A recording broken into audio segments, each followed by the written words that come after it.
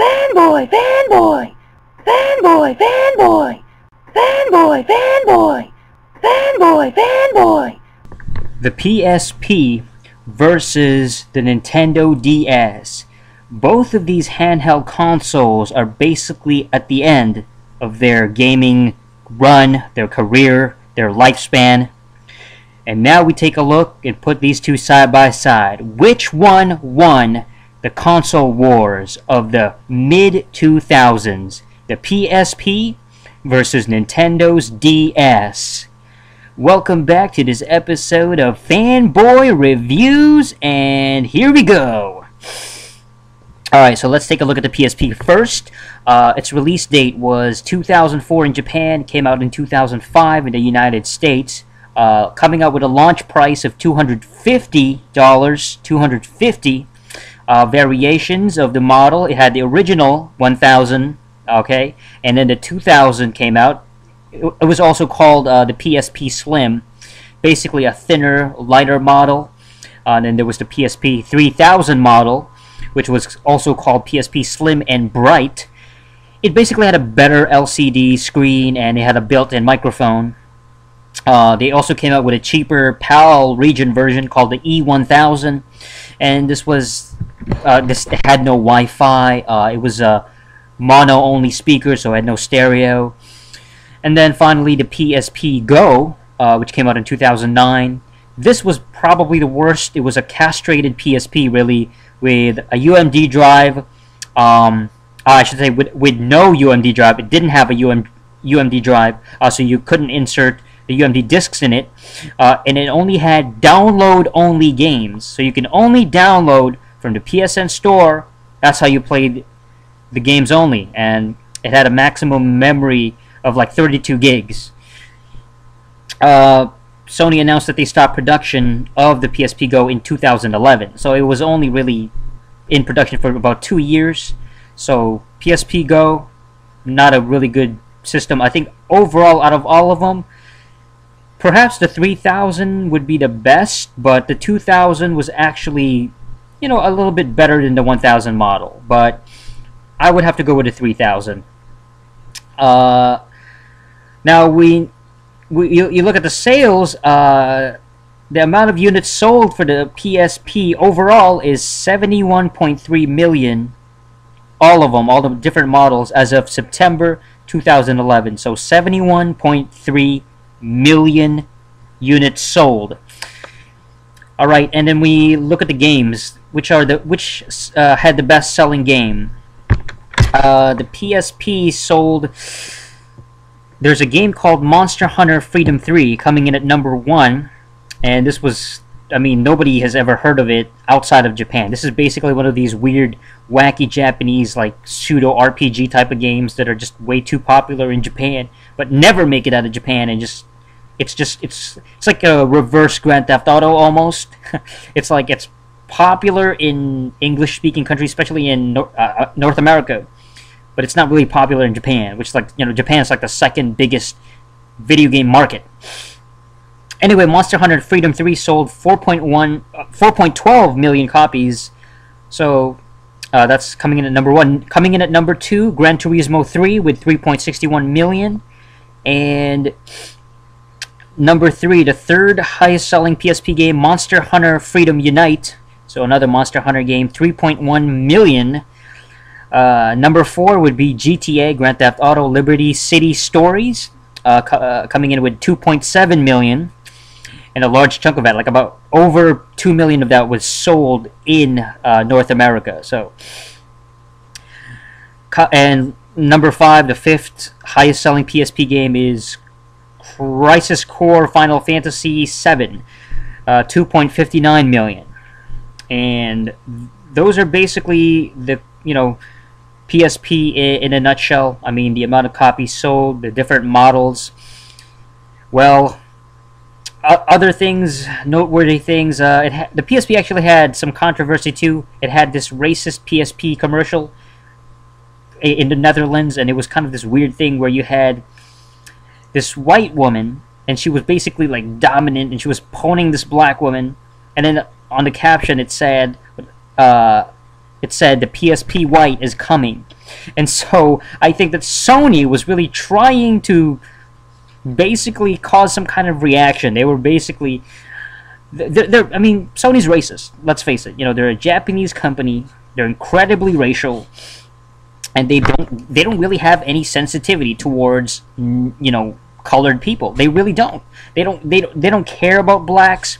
They have no sensitivity towards blacks. They don't understand black plight. They've never been through the civil rights movement. They don't understand it.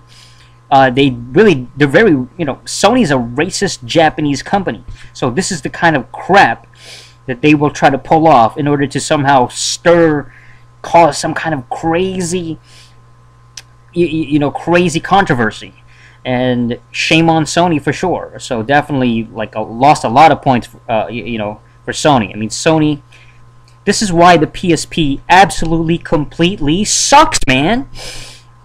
So, you know what? I'm getting sick and tired of talking about PSP, this terrible console. Let's take a look at the DS and some of its records. Here we go.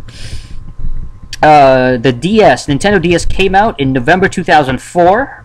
The release date, it had a built-in mic, and it supported wireless from the get-go. Look at that. Boom! Right from the jump. It had a launch price of $150, so $100 less than the freaking $250 PSP, okay? Different variations of the DS was, you had the original model, of course, and then you have the DS Lite, which came out in 2006. It was basically a lighter, more brighter model. And then you have the Nintendo DSi, which came out. This one had, you know, it had a camera. It supported internal, external content storage, and basically it connected to the DSi shop. It's basically this internet connection, and it basically utilized, and it was more featured about this online thing. It was all about downloading content and being sort of a single player type of handheld. And then the Dsi Xl came out. This was a bigger model. It was more multiplayer friendly because of the bigger screen, and unfortunately the DSi, both of them, didn't support the Game Boy Advance games, didn't have backwards compatibility compared to the original Nintendo DS and the DS Lite. So, you know, you want to talk about Nintendo being a crappy company. They even took out backwards compatibility. It's like the Sony PS3 all over again. So what kind of crap is that, Nintendo? Absolutely terrible. Definitely loses a lot of points for Nintendo.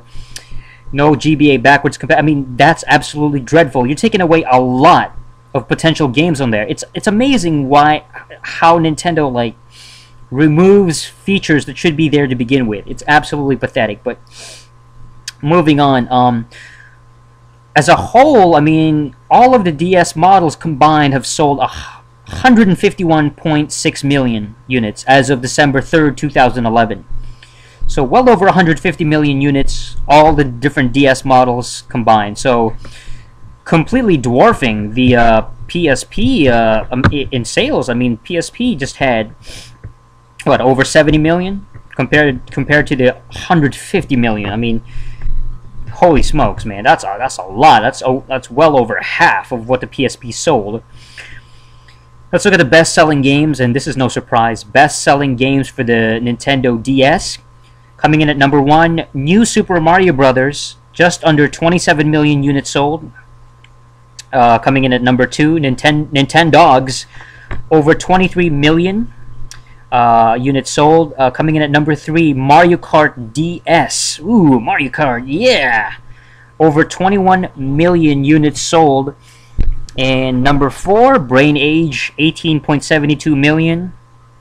And number 5 is Pokemon Diamond and Pearl, 17.39 million altogether. So much higher selling games. I mean, it's, in terms of sales, the DS beat the PSP.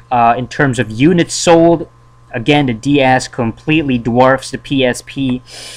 Absolutely one-sided. Nintendo DS completely dominates the PSP.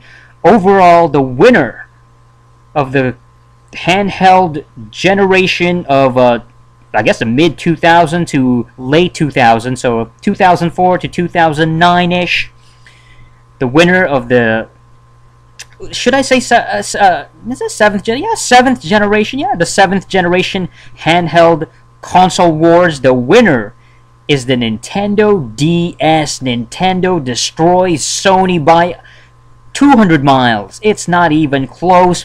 Sony, get the F out. I don't know what you're doing. You and your little PS Vita. There's just no chance, no way. Nintendo wins all the way. The winner, Nintendo. Alright, so that's it. I mean, clearly the winner is Nintendo, the DS, and of course the 3DS, outselling the PS Vita like hotcakes.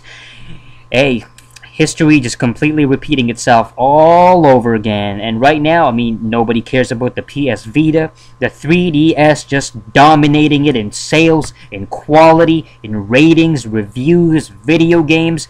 Overall, Nintendo has done it again. Sony, just like the PS2, just like the PS3, just like the original PlayStation, completely gets demolished by Nintendo. Nintendo for the win.